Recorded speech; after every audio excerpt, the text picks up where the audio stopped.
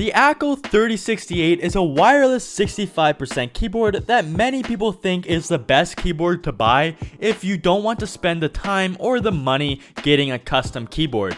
So I will find out if this is the truth or if everyone was just lying.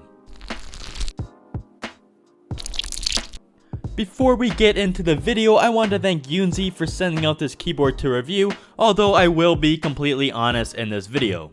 Also, make sure to join my Discord from the link in the description below. I love talking to all of you guys in there, as well as if you like the video, make sure to like, comment, and subscribe with all the post notifications turned on. So let's get right into the video. Like I said, this keyboard is 65%, so it pretty much has all the benefits of 60% keyboards in that it is very small, but it also has the arrow keys, and like I always say, it is still my favorite size for a keyboard. This keyboard cost around $100 to $110 US, which is very good for the quality this keyboard possesses. Out of the box, it comes with a user manual, which you will need because the secondary functions are not printed on the keycaps, so you'll have to look them up at first. It also comes with a USB-C cable, a fairly decent wire keycap puller, and some super nice blue and purple extra keycaps to add some color to the keyboard from the default gray keycaps. When it comes to the case, it is made of plastic, though it does feel really good. Although it doesn't have any feet to raise the keyboard, so you're stuck with just one height, which is just slightly angled, it still feels really good to type on. It also has a little bit of an Akko branding on the front of the case, which isn't too distracting. It's just a really small branding, and it looks alright to me still. The USB-C port is on the left side and sticks out far enough so you can easily use custom cables, which is great because I usually do use custom cables. The keycaps are made of PBT plastic and are pretty thick and good quality, but they are not backlit, which is fine because I like the keycaps so much, I don't even keep the lighting on for this keyboard. Speaking of the lighting, there is just white LEDs as it is not RGB, and it also does not have a software as everything is controlled on board, even to record macros. This could be a disadvantage for some people and an advantage for others as you won't have to install a software.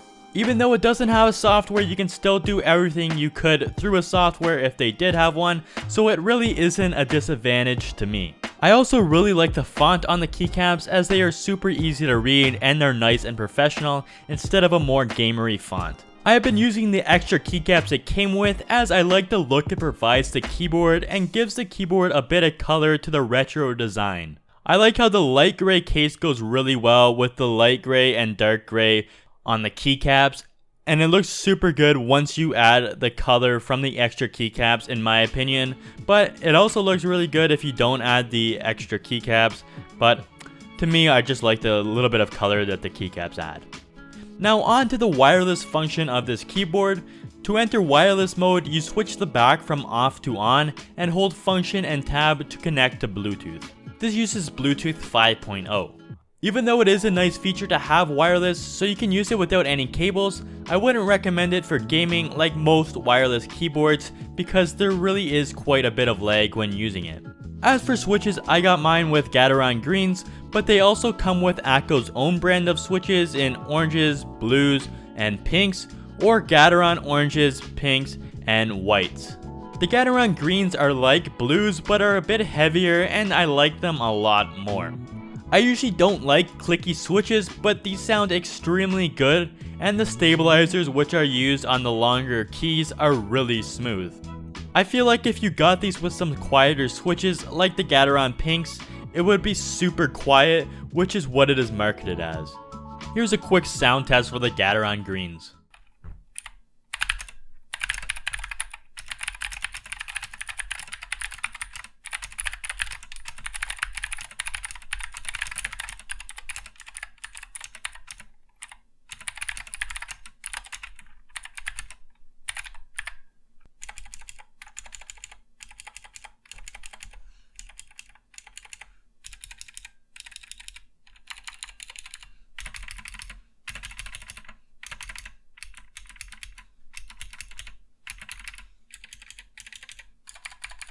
The one thing that makes me disagree with the thought of this being a custom keyboard replacement is the fact that it is not hot swappable, which would allow you to change the switches without desoldering them.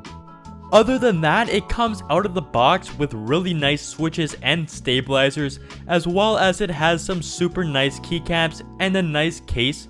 So if you're looking for a really good keyboard around $100 and don't care about RGB, I would say this keyboard is a really solid choice, and overall I would give it an 8.4, which is up there with one of the best keyboards I have reviewed.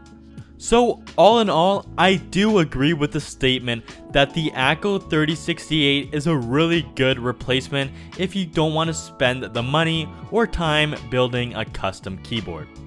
If you enjoyed the video, make sure to like, comment, and subscribe with all post notifications turned on, and make sure to join the Discord from the link in the description, and I will see you all next time.